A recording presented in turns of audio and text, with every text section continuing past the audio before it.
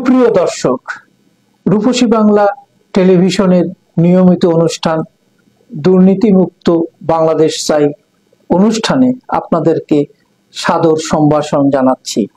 রূপসী Bangla television বিশ্বজুড়েই আমরা আজকে পবিত্র ইসলাম ধর্মের আলোকে দুর্নীতিবাজদের পরিণতি এবং দুর্নীতিবাজ জাতি বা দেশের পরিণতি কি এ নিয়ে আলোচনার জন্য স্টুডিওতে আমন্ত্রণ জানিয়েছি বিশিষ্ট ইসলামী চিন্তাবিদ মাওলানা মাসুদুর রহমানকে। আপনি কেমন আছেন? আসসালামু আলাইকুম ওয়া রাহমাতুল্লাহ। আলহামদুলিল্লাহ ভালো আছি, আল্লাহ পাক অনেক ভালো রেখেছেন। আমরা সত্যিই সৌভাগ্যবান যে আপনার মতো একজন জ্ঞানী গুণী মানুষকে, যিনি কোরআনের আলোকে আজকে দুর্নীতিবাজ জাতি এবং দুর্নীতিবাজ শাসকদের পরিণতির কথা তুলে ধরবেন আমাদের এই নিয়মিত অনুষ্ঠান দুর্নীতিমুক্ত বাংলাদেশে। ইনশাআল্লাহ ইনশাআল্লাহ। আসসালামু আলাইকুম। দুর্নীতিমুক্ত বাংলাদেশ চাই আন্দোলনের পুরোধা প্রতিষ্ঠাতা আমাদের শ্রদ্ধেয় বড় ভাই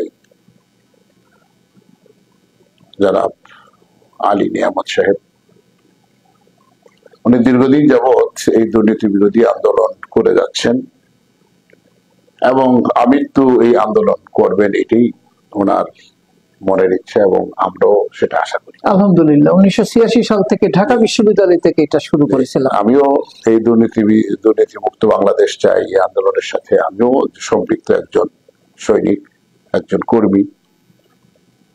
আমিও চাই বাংলাদেশ দুর্নীতিমুক্ত হোক, শুধু বাংলাদেশ না সারা পৃথিবী দুর্নীতিমুক্ত হোক, এটাই আমরা চাই। দুর্নীতি এমন এক জিনিস যেটা লোহাকে ঝং ধরলে যেরকম লোহা ধ্বংস হয়ে যায়, এক মণ দুধের মধ্যে যেরকম টক কোনো জিনিস সামান্য যদি পড়ে তাহলে যেরকম দুধগুলো একেবারে নষ্ট হয়ে যায়, ঠিক তদ্রুপ এই দুর্নীতি এমন একটা জিনিস, এই দুর্নীতি যেখানে আক্রান্ত হবে সেই দেশ সেই জাতীয় ঠিক অনুরূপ ভাবে ধ্বংস হয়ে যাবে একদিন না একদিন আস্তে আস্তে। এবং একটা লোহাতে যেরকম ঝং ধরার একটা স্টেজ থাকে, স্টেপ বাই স্টেপ সে আস্তে আস্তে বাড়তে থাকে। এখন ঝংটা যদি যখন প্রথম আস্তে আস্তে একটু লাল হয়, তারপরে আরেকটু গাঢ় হয়, তারপরে আরেকটু গাঢ় হয়, তারপরে এটার উপর একটা প্রলেপ পড়ে, এরপরে চলটা উঠতে থাকে বা একটা করে আবরণ পড়ে এটা উঠতে থাকে। উঠতে উঠতে দেখা যায় ওই লোহাটার যেই একটা পরিধি ছিল সেটা একেবারে চিকুন হয়ে একেবারে ধ্বংস হয়ে যায়, ওই লোহাটা আর কোনো কাজে লাগে না। তো সমাজে দুর্নীতিটাও ঠিক এইভাবেই আস্তে আস্তে আস্তে বীজ বপন করতে শুরু করে। ঠিক ঝং যেরকম আস্তে আস্তে পড়ে মানুষের চরিত্রের ভিতরে, ব্যবসা বাণিজ্যের ভিতরে, রাষ্ট্র পরিচালনায়, সমাজ পরিচালনায়, সব জায়গায় এরকম আস্তে আস্তে আস্তে দুর্নীতিটা শুরু হয়। দুর্নীতি যখন শুরু হয় তখন মানুষ এটা কোনো ভোগ করতে পারে না। সেটা একটা উদাহরণ দেখেন আমাদের দেশে, যদি আমি কোরআনের আলোকে বলবো জিনিসটাকে, আমরা যদি দ্রব্য মূল্যের কথা যেরকম দেখেন, আমরা দ্রব্য মূল্য যদি আমরা একটু চিন্তা করি, আজ থেকে 1 বছর আগে যে লাক্স সাবানটার দাম ছিল 35 বা 40 টাকা, আজকে সেই লাক্স সাবানটার দাম হয়ে গেছে 65 টাকা বা 70 টাকা। এটা কিন্তু একদিনে বৃদ্ধি হয় নাই, এটা দেখা গেছে 3 মাস পরে 5 টাকা বেড়েছে, আবার 3 মাস বা 5 মাস পরে আরো 5 টাকা বেড়েছে, আবার 3 মাস পরে আরো 5 টাকা বেড়েছে, বাড়তে বাড়তে 1 বছর 1.5 বছর মাথায় দেখা যায় এটা ডাবলে বেশি গেছে। ঠিক এইটাই দুর্নীতির একটা স্টাইল। মানে এই যে আস্তে আস্তে মানুষের দাম বাড়াচ্ছে আর মানুষকে সহনশীল করে নিচ্ছে, এইটাই আসলে দুর্নীতির স্টেপ বাই স্টেপ, নীরব দুর্নীতি। এই যে ক্যান্সার আস্তে আস্তে বোঝা যায় না, এটা মানুষের শরীর সুস্থ আছে, ভালো আছে, দৌড়াইতেছে, হাঁটতেছে, খাচ্ছে, সে কিছুই অনুভব করতেছে না, কিন্তু আস্তে আস্তে তার ভিতরে ক্যান্সার এমন ভাবে বাসা বেঁধেছে, হঠাৎ একদিন সে অসুস্থ হয়ে পড়ে। এরপরে যখন ডাক্তার কাছে নেয়, ডাক্তার বলে ভাই এমন সময় আসছে তো ক্যান্সার হয়ে গেছে। ধূমপানের মতোই অনেকটা, তামাক, ধূমপান, মাদক, এটাও সেই মানে দুর্নীতি বিরোধীর ভিতরে একটা অংশ। আল্লাহ পাক রব্বুল আলামিন বলেছেন এবং আল্লাহ রাসূল বলেছেন, যদি কোনো জাতি ধ্বংসের প্রান্তে যেতে চায়, কোন জাতিকে তোমরা যদি ধ্বংস করতে চাও, তো তাদেরকে নেশাগ্রস্ত করে দাও। কারণ নেশাগ্রস্ত মানুষ তার স্বাভাবিক কোনো জ্ঞান থাকে না। আমরা জানি গরুসিনে আফিম খেয়ে একসময় ঘুমিয়ে রেখেছিল এবং আক্রমণ করে পুরো দেশটাই শেষ করে দিয়েছে। আমাদের দেশেও কি এই যে 53 বছরের যাত্রায় আপনি কি বলবেন যে কিভাবে আমাদেরকে আফিম খেয়ে, দুর্নীতির আফিম, মাদকের আফিম, ধূমপানের আফিম, তামাকের আফিম, ব্যবসায়ী সিন্ডিকেটের আফিম খাই আমাদেরকে। আপনি যেটা বলেছেন সেটা অত্যন্ত সঠিক বলেছেন। সুলতান সালাউদ্দিন আইয়ুবী যখন নাকি জেরুজালেম বিজয় করেন, অনেক কষ্ট করে, তারপরে 8-9 বছর সময় লাগছে জেরুজালেম বিজয় করতে। জেরুজালেম বিজয় করতে যে উনি ইহুদি এবং খ্রিস্টানদের সাথে যতগুলো যুদ্ধ করেছে, তার চেয়ে অনেক অনেক গুণ বেশি যুদ্ধ করেছে মুসলমান শাসকদের বিরুদ্ধে। কেন? তো সর্বশেষ যখন নাকি জেরুজালেম বিজয় হয়, তখন এই ইহুদি খ্রিস্টানদের, যিনি নাকি ইসের মানে আমরা যেটাকে বলি ডিজিএফআই বা তাদের যে গোয়েন্দা বিভাগ ছিল, গোয়েন্দা বিভাগের প্রধানকে গ্রেফতার করা হলো। তো তাকে জেলখানা থেকে নিয়ে আসা হলো ইয়ের কাছে, খলিফা তাকে ডেকে নিয়ে আসলো। খলিফা বললো যে আচ্ছা, আমি তোমাকে একটা প্রশ্ন করবো, তুমি সঠিক উত্তর দিবা কি? তো উনি বললেন যে আমি আপনাকে সঠিক উত্তর দেব যদি আপনার আমাকে ওয়াদা করেন যে আপনার আমাকে হত্যা করবেন না, আমাকে মুক্তি দিয়ে দেবেন। সালাউদ্দিন আইয়ুবী বললেন ঠিক আছে, তোমাকে মুক্তি দেওয়া হবে। তো ওনাকে আরবের মুসলমানদের রীতি অনুযায়ী মদ বা শরাব বা কোন ফলের রস না দিয়ে তাকে দুধ দেওয়া হলো। তখন সে বুঝলো যে হ্যাঁ, তাকে মুক্তি দেওয়া হবে। এটা ছিল তৎকালীন সময়কার রাষ্ট্রীয় একটা রীতি। যদি কাউকে দুধ দিয়ে আপ্যায়ন করা হতো তাহলে সে বুঝতো আর মুক্ত আছে, আর যদি ফলের রস বা অন্য কিছু দিয়ে আপ্যায়ন করা হতো তাহলে বুঝতে আমার বিপদ আছে। এটা ছিল ওই সময়কার রীতি। তখন সে বলে ঠিক আছে, আর তাদের একটা ধারণা ছিল সুলতান সালাউদ্দিন আইয়ুবী যেটা বলবে সে সেটাই করবে, কোন ব্যতিক্রম করবে না। তখন বললো ঠিক আছে। তখন বললো আচ্ছা ঠিক আছে, তোমাদের কর্মসূচি কি? আরে মুসলিম বিশ্বের জন্য তোমরা কি করতে চাও? তো বললো দেখো, আমরা তোমাদের এই মুসলিম বিশ্বকে তো ধ্বংস করাটাই আমাদের মূল উদ্দেশ্য। তবে তোমাদের এই মুসলিম বিশ্বকে ধ্বংস করার জন্য আমাদের যে পূর্ব পরিকল্পনা ছিল সেখান থেকে আমরা পরিবর্তন করেছি। সেই পরিবর্তনটা হলো, আমাদের এতদিন পরিকল্পনা ছিল আমাদের সৈন্য দিয়ে, আমাদের অর্থ দিয়ে তোমাদের বিরুদ্ধে যুদ্ধ করে তোমাদেরকে পরাজিত করব। কিন্তু এখন থেকে আমরা এই সিদ্ধান্তটা চেঞ্জ করে নতুন একটা সিদ্ধান্ত আমরা নিয়েছি এবং সেটা আমরা সাকসেস হয়েছি। সেটা কি বলে? সেটা হলো তোমাদের মুসলমান যারা শাসক ছিল তারা ছিল নির্লোভ, তাদের ভিতরে কোনো লোভ ছিল না, তাদের ভিতরে কোনো অর্থের লোভও ছিল না, ক্ষমতার লোভও ছিল না, নারীর লোভও ছিল না, মাদকের লোভও ছিল না, এই তিনটার একটাও ছিল না। কিন্তু আমরা তিনটাই তোমাদের ভিতরে ঢুকিয়ে দিতে সক্ষম হয়েছি। এ প্রেক্ষাপটে একটু বলবো, স্বাধীনতার মানে 1971 সালের পর থেকে আজ পর্যন্ত আমরা দেখছি আমাদের তারুণ্য সমাজ এই মাদকাসক্ত আসক্ত এবং শাসকরা দুর্নীতিগ্রস্ত, যে যেখানে আছে আমলা, সচিব, পুলিশ, বিশ্ববিদ্যালয়, প্রত্যেকটি ক্ষেত্রে দুর্নীতিগ্রস্ত। তো সেক্ষেত্রে আমরা কি বিপদের সম্মুখীনে আছি, বা আমাদের এই জাতিকে ধ্বংস করার জন্য আল্লাহ পবিত্র কোরআন শরীফে কি বলেছে? আমি ওই জায়গাটা শেষ করে আমি একদম কোরআনে সরাসরি আমি কোরআনের আয়াতে চলে যাবো। তো সালাউদ্দিন আইয়ুবী যখন এই কথা বললেন তখন ওনাকে মুক্ত দিয়ে দিলেন। তো দেখেন, আমাদের সমাজে দুর্নীতির যে উৎসগুলা, নারী, মদ, অর্থ এবং ক্ষমতার লোভ, এই চারটার বাইরে আর কোনো কারণ নেই। একজন মানুষকে যদি দুর্নীতি করাতে হয় তখন প্রথম দেখে যে ওনার কোন জিনিসের প্রতি লোভ বেশি। ওনার যদি নেশার প্রতি লোভ থাকে তো তার জন্য বড় বড় বোতল কিনে নিয়ে দেয়, ওইটা নিয়ে খাওয়ানোর পরে সে সব দিয়ে দেয়, বৈধ না অবৈধ চিন্তা করে না। যদি কারণ নারীর প্রতি আসক্ত থাকে তাহলে দেশের সুন্দরী নারীর অভাব নেই, নায়িকাদের অভাব নেই, মডেলের অভাব নেই, সুন্দর সুন্দর নারীদেরকে নিয়ে সেখানে তার কাছে উপস্থাপন করে বা উনি সবকিছু স্বাক্ষর করে দিয়ে দেন। যদি কেউ অর্থের লোক থাকে তাহলে সে অর্থ দেয়, সে করে দেয়। যদি ক্ষমতার লোক থাকে তাহলে ক্ষমতা দিয়ে ক্ষমতার বিনিময়ে আপনি ক্ষমতায় থাকবেন, আজীবন ক্ষমতায় থাকবেন, শুধু আমাদেরকে দেন। যেমন কত সরকার হয়েছে আমাদের সামনে, কিন্তু উদাহরণ একেবারে চাক্ষুষ উদাহরণ আমার সামনে আছে। এবার আসেন যে সূরা নাহলের ৮০ নম্বর আয়াত সম্ভবত, সেখানে আল্লাহ বলতেছে তোমাদেরকে আমি ইনসাফ কায়েম করার জন্য নির্দেশ দিচ্ছি, ন্যায় বিচার করার জন্য নির্দেশ দিচ্ছি, তোমাদেরকে আত্মীয় স্বজনের হক আদায় করার নির্দেশ দিচ্ছি, তোমরা অহেতুক খারাপ কাজ, নেশা এবং দুর্নীতিগ্রস্ত থেকে তোমরা বিরত থাকবে। আমরা তো 53 বছরে কি ন্যায় বিচার পেয়েছি? আমরা 53 বছর না, আরো আগেও যদি আমরা বলি, আমাদের ন্যায় বিচার কোথাও আমরা পাইনি। কখনই আমরা ন্যায় বিচারের এই সংজ্ঞাটাই আমাদের কাছে নেই। দেশের আইন বিভাগ একেবারে দুর্নীতি। কারণ ওই যে আইন বিভাগের যিনি কলম চালান, ওনাকে যদি একজন নারী দেওয়া হয়, অথবা যদি অর্থ দেওয়া হয়, অথবা যদি প্রমোশন দেওয়া হয়, অথবা যদি একটা প্রলোভ দিয়ে দেওয়া হয়, ওনার বিচার আপনার মন মতন হয়ে যাবে, কোনো সমস্যা নেই।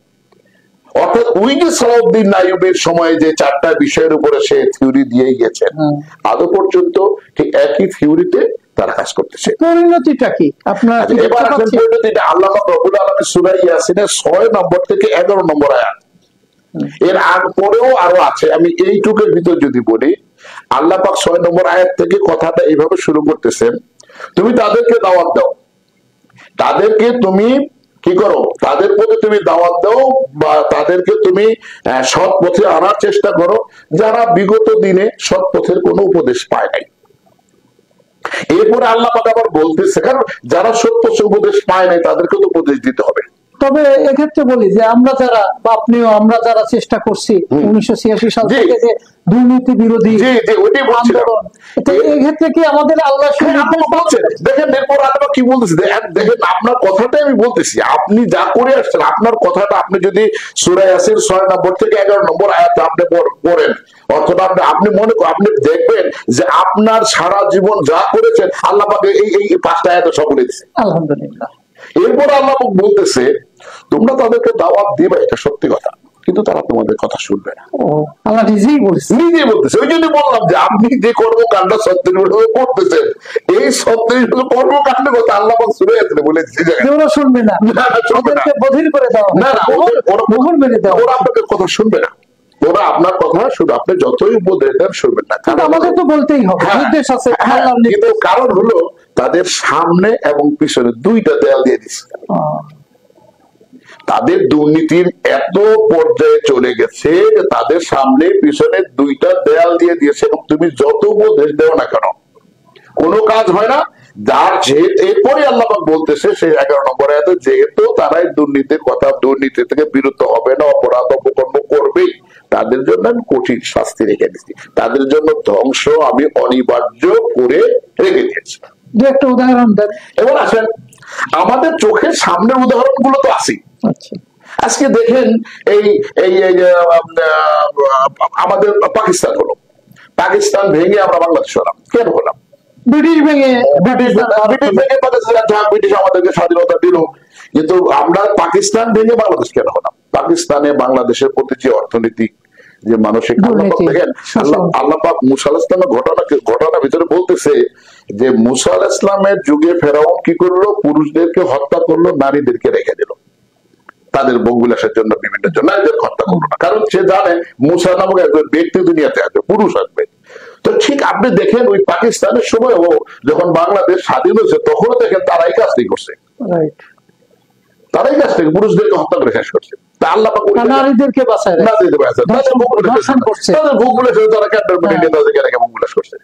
প্রতিটা কাজে আল্লাহ পাকের যে উদাহরণ গুলো দিয়ে রেখেছেন সবগুলো আপনি দেখবেন যে প্রতিটা জাতির ধ্বংসের পিছনে মূল কারণ। আপনি দেখেন কওমে আদ, কওমে সামুদ, আপনি দেখেন এই যে মূসা আলাইহিস সময় পিরামিড গুলো যে বানিয়েছে, হ্যাঁ ফেরাউন, এর কওমে সামুদের বিশাল বিশাল এক লোক ছিল 50 ফিট 60 ফিট লম্বা, 80 ফিট লম্বা, 100 ফিট লম্বা, এরা কত শক্তিশালী ছিল, তারা একটা এই যে পিরামিড বানাইছে তারা এইভাবে বানিয়েছে।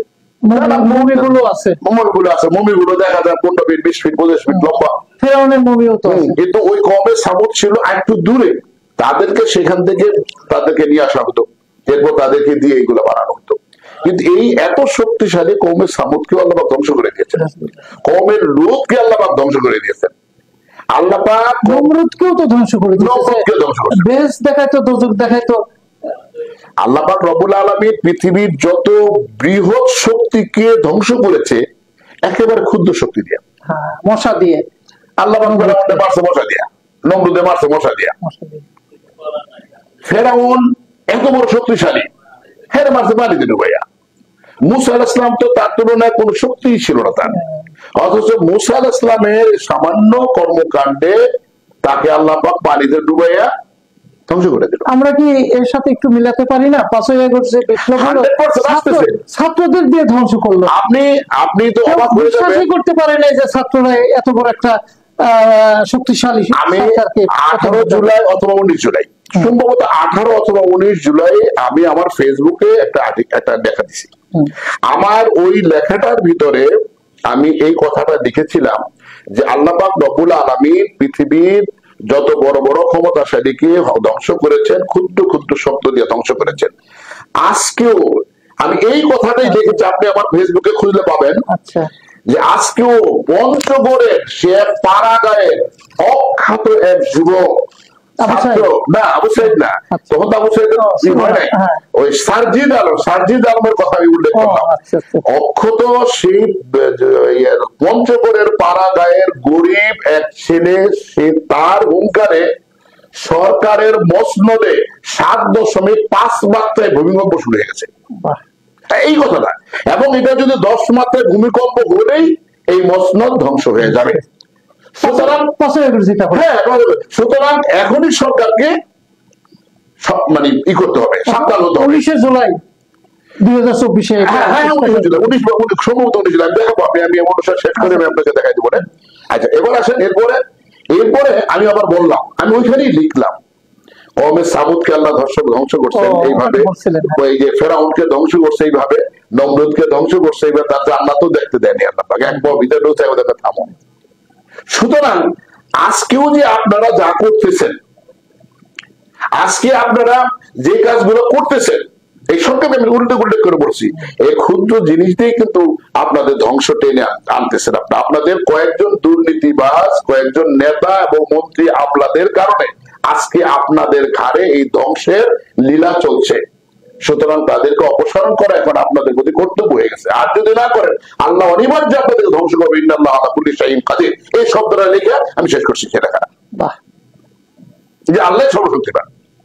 তো ইসলাম, আমি বললাম তো, আপনি যেই 36 বছর যে কাজ করতেছেন, আপনি সূরা ইয়াসিনের 6 নম্বর থেকে 5টা-6টা আয়াত শুধু আপনি একটু পড়বেন মেহরবানি করে। তাহলে আমরা যদি সেই ইমানে শক্তিতে বলিয়ান থাকি, আমি যে সবসময় বলি 5 কোটি শিক্ষার্থী তরুণ জাগবে, সব দুর্নীতিবাজ কুচক্রী অপশক্তি ভাগবে, তাহলে ভারত কেন, আমেরিকা কেন, পৃথিবীর কোন শক্তিকেই তো আমাদের ভয় পাওয়া উচিত না, যদি আল্লাহ আমাদের সাথে থাকেন। শুনেন, রাসূল সাল্লাল্লাহু আলাইহি ওয়াসাল্লামের যুগ বাদ দিলাম, এটাকে বাদই দিলাম, আমরা যদি ওসমানী খেলাফত, যখন নাকি রাসূল সাল্লাল্লাহু আলাইহি ওয়াসাল্লামের যুগের প্রায় 700-800 বছর পরে ঘটনা, ওসমানী খেলাফত যেটা মানে প্রতিষ্ঠিত হলো, তুর্কি সাম্রাজ্যের প্রতিষ্ঠিত হলো। আপনি দেখেন, আপনি যদি ইতিহাস যদি আমরা দেখি, তাহলে এই তুর্কিরা তাঁবুর ভিতরে থাকতো, আর এই ক্রুসেডাররা তারা বড় বড় দুর্গের ভিতরে থাকতো। ওরা যাযাবরের মতো ছিল, মধ্যে ছিল, যাযাবরে ছিল, আমাদের যেরকম ঠিক জাস্ট এটাই ছিল, এক জায়গায় দেখতে তাবু বাঁধত। এই তাবুওয়ালারা, যাযাবররা, সে ক্রুসেডারদেরকে পুরা এশিয়া থেকে তাড়িয়ে দিল। এরপরে ওই যে কনস্টান্টিনোপল, যেটা তুরস্কের রাজধানী ইস্তাম্বুল, এই কনস্টান্টিনোপল বিজয় করলো। শেষ পর্যন্ত তারা রোমের দরজায় গিয়ে খটখটালো, তারা বুলগেরিয়াকে বিজয় করে নিল, তারা ওই যে বিভিন্ন এই সাইডটা একেবারে টোটাল সবই তাদের দখলে। তাহলে আমাদের স্কুলগুলোতে, মাদ্রাসাগুলোতে এই ইতিহাসকে কেন অন্তর্ভুক্ত করে। এই ইতিহাসকে জানলে তো তারা বুঝতে পারবে যে কে স্বৈরাচারী সরকার, তাদেরকে পতন ঘটাতে হবে, কে ভালো কে মন্দ। মাছের পচন ধরে মাথা থেকে। মাথা যখন পচে যায়, মাছের মাথা যখন পচে যায় তখন আর কিছু খাওয়া যায় না, ওই মাছ আর খাওয়া যায় না। তা মানুষের বিবেক যখন পচে যায় তখন সে ন্যায় আর অন্যায় দেখে না, নীতি নৈতিকতা আদর্শ সব থেকে যায়। রাসূলুল্লাহ সাল্লাল্লাহু আলাইহি ওয়াসাল্লাম বলছেন, তুমি যদি কোনো জাতিকে ধ্বংস করতে চাও তাহলে তার শিক্ষা এবং সংস্কৃতিকে ধ্বংস করে দাও। আগে ধ্বংস কর তার শিক্ষা। এই জন্য তো বিদ্যা শিক্ষা ফরজ, শিক্ষা এবং সংস্কৃতি। খবর থেকে দোলনা পর্যন্ত শুরুই করছে ইকরা দিয়া, হ্যাঁ শুরুই করছে পড়ো, অধ্যয়ন করো, শিখো। আল্লাহর প্রথম বাণী পড়ো, প্রথম শুরু শব্দ পড়ো এবং জ্ঞান অর্জন করো, এটি স্টার্ট। এখন শিক্ষার উপরে সর্বপ্রথম আঘাত করা হয়েছে। ব্রিটিশরা যখন নাকি ভারতবর্ষ বিজয় করে, সর্বপ্রথম ব্রিটিশরা ভারতবর্ষের যে ইসলামী যে শিক্ষা ব্যবস্থাটা তৎকালীন সময় ছিল, সর্বপ্রথম এই শিক্ষা ব্যবস্থার উপর আঘাত করছেন। এরপরে ভারতের যে কালচারটা ছিল, এই কালচারের উপর আঘাত করছেন। তাহলে আমাদের দেশে তো একটা শিক্ষা বিপ্লব দরকার। আর সর্বপ্রথম আমি এই যে দুর্নীতি সমন্বয় কমিটির একটা মিটিং আমি গিয়েছিলাম। হ্যাঁ, আমিও ছিলাম এখানে না, আমি আরেকটা মিটিং হয়েছিল তাদের উত্তরাতে। আমি সেখানে বলেছিলাম, আপনারা দুর্নীতি মুক্ত করতে চান, দুর্নীতি মুক্ত কোথায় করবেন? আপনারা কিছু মানুষকে একেবারে লাঠি পিটা করে জেল জুলুম দিয়ে দুর্নীতি মুক্ত করা, এটা দেশকে দুর্নীতি মুক্ত করা হয় না। আপনার খুঁজতে হবে দুর্নীতি শুরু হয়েছে কোথা থেকে, কারা করতেছে। আপনি দেখেন দুর্নীতি কারা করতেছে, তারা সব ইউনিভার্সিটির ছাত্র। যারা দুর্নীতি করে তারা সব বিশ্ববিদ্যালয়ের পুরো ছাত্র, সেটা ঢাকা বিশ্ববিদ্যালয় হোক আর বিদেশি লেখাপড়া করবে, দেশি লেখাপড়া করবে। এটা কলেজ পর্যায়েও, এমনকি স্কুল পর্যায়েও কিশোর গ্যাং হয়ে যাচ্ছে। এখন পতনের কারণে এই যে যেখান থেকে এই দুর্নীতিবাজরা তৈরি হচ্ছে, আগে ওই জায়গায় সংস্কার করেন। ওই জায়গায় যতক্ষণ পর্যন্ত আপনি সংস্কার না করবেন, আপনি দুর্নীতি সংস্কার করতে পারবেন না। আর একদিনে করবেন নো, আপনার মিনিমাম 10 বছরে একটা শিক্ষা ব্যবস্থা আপনার চালু করতে হবে, পরিকল্পনা নিয়ে 10 বছর। যে আজকে যিনি ক্লাস 1-এ পড়বে, প্রাথমিক স্কুলগুলোতে যেতে হবে আমাদের, এবং ওইখান থেকে ইউনিভার্সিটি শিক্ষক দিতে হবে, ওইখান থেকে বিশ্ববিদ্যালয় পর্যন্ত আপনার শিক্ষা ব্যবস্থার ভিতরে মোরালিটি, নৈতিকতা যে শিক্ষা আছে, ধর্মীয় যে শিক্ষা আছে, এই শিক্ষাটা দিতে হবে। আমি বলছি না ইসলামী শিক্ষা বলছি না, আমি একটা মানবিক শিক্ষা, যেটা ধর্মীয় শিক্ষা। আমি একটা অনুষ্ঠানে গেলাম, সর্বধর্মীয় সম্মেলন, দুর্নীতি মুক্ত শিক্ষা, সর্বধর্মীয় সম্মেলনের ভিতরে আমি হলাম মুসলমানদের পক্ষে বক্তব্য রাখবো। তা আমি তাকে, দেশে না বিদেশে, বাংলাদেশে, আমি বললাম যে ভাই আমি কিন্তু প্রথম বক্তব্য রাখবো। এখন ওরা চাইতেছে আমি ইসলাম ধর্মের পক্ষে বক্তব্যটা আমি সবার পরে রাখবো। আমি বলছি না, আমি সবার আগে রাখবো, যেহেতু ধর্মীয় বিষয়টা আমি সবার আগে রাখবো। তা আমাকে তাই বললো। আমি সর্বপ্রথম 15-16 মিনিট, সময় ছিল 15 মিনিট সর্বোচ্চ, আমি 15-16-20 মিনিট বক্তব্য রাখলাম। ইসলাম কি, এবং ইসলাম কি, হিন্দু ধর্ম কি, ইসলাম ধর্ম কি, বৌদ্ধ ধর্ম কি, খ্রিস্টান ধর্ম কি, ইহুদি ধর্ম কি, টোটাল জিনিসটার উপর আমি একটা সামান্য। আচ্ছা, আমার ক্ষুদ্র জ্ঞানে আমি যতটুকু জানি যে ইসলাম হলো অনুগত, আল্লাহর অনুগত, সৃষ্টিকর্তার অনুগত। এখন যে ধর্মেরই হোক না কেন, সে যদি মহান সৃষ্টিকর্তার অনুগত হয়, সেই তো মুসলিম। হ্যাঁ, সেই তো মুসলিম। তাহলে আমরা হিন্দু, বৌদ্ধ, খ্রিস্টানদের মধ্যে যারা, আল্লাহ পাক রব্বুল আলামিন, এর পড়তে কিন্তু অনেক লম্বা কথা। আল্লাহ পাক রব্বুল আলামিন নিজে বলতেছেন যে এই কোরআন হলো পূর্ববর্তী যে সমস্ত কিতাব আমি নাযিল করেছি, এই কিতাবের সাক্ষী, এই কিতাবের শব্দটা, এই কিতাবের সাক্ষী বা এই কিতাবের প্রমাণ সব কিছুকে বিলীন করে দিয়ে একটাতে আনা। এখানে এই তাওরাতের বিরুদ্ধে বলা হয় না, ইনজিলের বিরুদ্ধে বলা হয় না, কোনো কিছু জাবুরের বিরুদ্ধে বলা হয় না, ওইটাকেই এখানে সন্নিবেশিত করা হয়েছে একসাথে। আল্লাহ পাক বলতেছে কোরআনের আয়াত এটা। আল্লাহ পাক আবার কি বলতেছে, তুমি বলো আমি ঈমান আনি আল্লাহর উপরে, বনি ইসরাঈলের, আমি ঈমান আনি আল্লাহর উপরে, আমি আল্লাহর উপরে, এবং আমি ঈমান আনি মুহাম্মদ সাল্লাল্লাহু আলাইহি ওয়াসাল্লামের উপরে যা কিছু নাযিল হয়েছে, আমি ঈমান আনি ইব্রাহিম, ইসমাইল, ইয়াকুব, তারপরে মূসা এবং মূসা ও ঈসার উপরে যা কিছু নাযিল হয়েছে তার উপরও আমি মানি। তো সাম্যের কথা বলতে গেলে সাম্যের কথা বলতে আর কিছু নাই, এরপর তো আর কিছু থাকে না, সব কথা এখানে বলে গেছে। হিন্দু ধর্মে কোনোদিন বলে নাই তুমি মিথ্যা বলো, হিন্দু ধর্ম কোনোদিন বলে নাই তুমি অন্য নারীকে দর্শন করো। বৌদ্ধ ধর্মে তো জীবকে পর্যন্ত ভালোবাসতে বলছে। প্রতিটি ধর্মের মূল এক। আচ্ছা, আমি এক্ষেত্রে একটা কথা বলি, প্রত্যেক ধর্মই তো মাদক বিরোধী, সন্ত্রাস বিরোধী, দুর্নীতি বিরোধী, তাহলে ধর্মীয় মতেও এক। আবার প্রত্যেক রাষ্ট্রপ্রধানরা এসে, প্রধানমন্ত্রীরা এসে, মন্ত্রীরা এসে, এমপিরা এসে দুর্নীতির বিরুদ্ধে কথা বলে, মাদকের বিরুদ্ধে কথা বলে, কিন্তু পরিণতি তাদের খারাপ হয় কেন? দেখেন আপনি নিজেরাই দুর্নীতিবাজ হয়ে যায়। আপনি যদি ইউরোপে যান, আমেরিকায় যান, ইসরায়েলে যান, ওদের শিক্ষার শুরুটা হলো ধর্মীয় শিক্ষা। আচ্ছা, শিক্ষার শুরুটা হলো ধর্ম, ইহুদি ধর্ম, সব খ্রিস্টান ধর্ম, ইহুদি ধর্ম।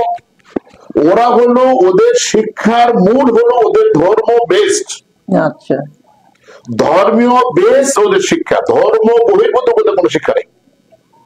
আর আমাদের দেশে হলো ধর্মীয় বহির্ভূত শিক্ষা, ধর্মীয় বেস কোনো শিক্ষা নেই। কিন্তু আপনি একটা সুন্দর কথা বলছেন যে ধর্মীয় আলোকে না হলেও নীতি নৈতিকতার পক্ষের শিক্ষা তো দরকার। আপনি যদি ইনসাফের কথা বলেন, আপনার ধর্মে যেতে হবে। আল্লাহ যেটা বলছেন, ওইটা হিন্দু ধর্মে যান, খ্রিস্টান ধর্মে যান, মুসলিম ধর্মে যান, যেখানেই যান, আপনাকে তো এক জায়গায় যেতে হবে। আলহামদুলিল্লাহ। সুপ্রিয় দর্শক, আপনাকে আমরা আবারও ডাকবো, আপনি মাঝে মাঝে এসে ইসলামের আলোকে, বিভিন্ন ধর্মের আলোকে এই দুর্নীতি বিরোধী কথা বলবেন, দুর্নীতি মুক্ত বাংলাদেশ চায়। আপনি একজন প্রবক্তা হয়ে উঠুন, এই কামনা করি। আমাদের জন্য, রূপসী বাংলা টেলিভিশনের জন্য আপনি দোয়া করবেন। আপনাকে ধন্যবাদ। আপনি দীর্ঘদিনের যে পরিশ্রম, এই পরিশ্রম আল্লাহ পাক সফল করুক। আমরা আপনার সহযোগিতা সর্বদাই প্রস্তুত থাকবো ইনশাআল্লাহ। আলহামদুলিল্লাহ। সুপ্রিয় দর্শক, এতক্ষণ আমরা বিশিষ্ট ইসলামী চিন্তাবিদ, মানবিক চিন্তাবিদ মাওলানা মাসুদুর রহমানের বক্তব্য শুনলাম। তিনি আমাদেরকে আজকে আমাদের রূপসী বাংলা টেলিভিশনের স্টুডিওতে এসে যে দীর্ঘ সময় কথা বললেন, আল্লাহ আমাদেরকে তৌফিক দান করুন তার এই কথাগুলোকে রাষ্ট্রীয় পর্যায়ে সবাই যেন অনুধাবন করতে পারে এবং সেভাবেই শিক্ষা, স্বাস্থ্য, সংস্কৃতি, সাহিত্য এবং দেশ পরিচালনায় ব্যবহার করতে পারে। এই আশাবাদ করে শেষ করছি। আল্লাহ হাফিজ। আল্লাহ হাফিজ।